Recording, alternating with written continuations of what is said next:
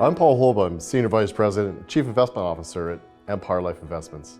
As we close out the first half of 2023, we wanted to provide you with a summary of the way we see things.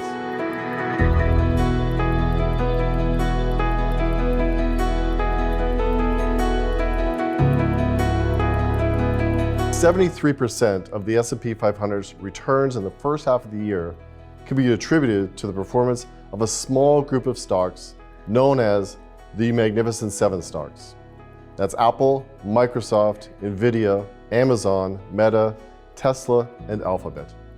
In contrast, if we exclude these Magnificent Seven, the index returned 4.6% instead of the 17% observed.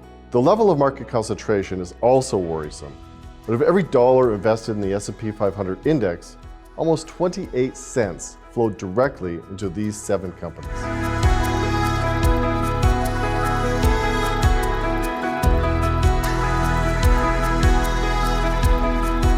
We can observe a similar trend here in Canada, where about 35% of the index is represented by the top 10 stocks.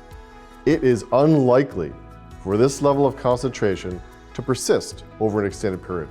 In fact, it's more likely to unwind as market conditions normalize. Narrow rallies tend to lead to an increased risk of abrupt and turbulent shifts as this trend reverses course.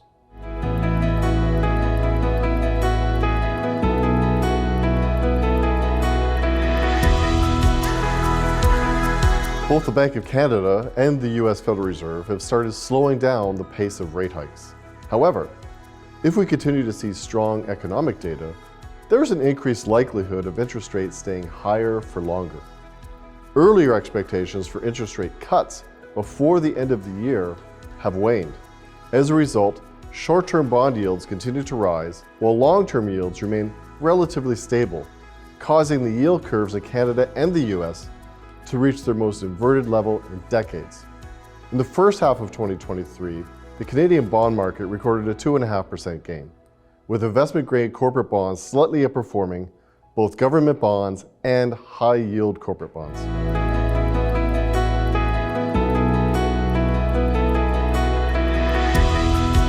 Empire equity portfolios with a growth tilt delivered strong performance in the first half of the year.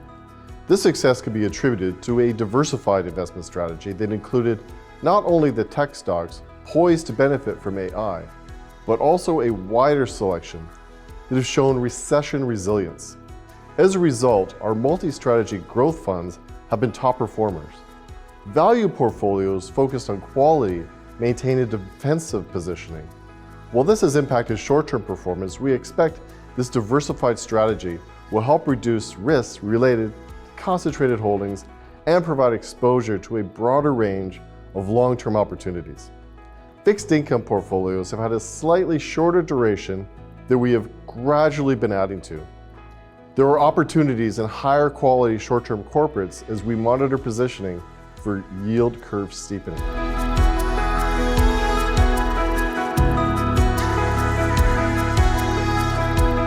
There are 2 vital elements to a successful investment strategy.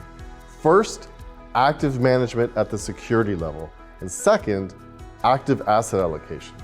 From a security selection point of view, staying true to an active management strategy may be instrumental in preserving wealth with a global economic slowdown impacting investor sentiment. This market impact is likely to progress unevenly across asset classes, emphasizing the importance of a nimble asset allocation strategy.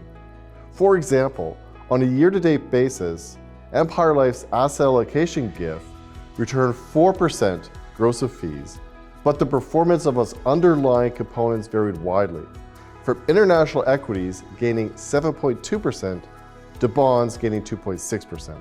We believe this relative performance dynamic between asset classes will continue to evolve. At Empire Life, we believe we have the talent and the experience necessary to face whatever challenges and opportunities lie ahead. And we'd like to thank you very much for your continued support.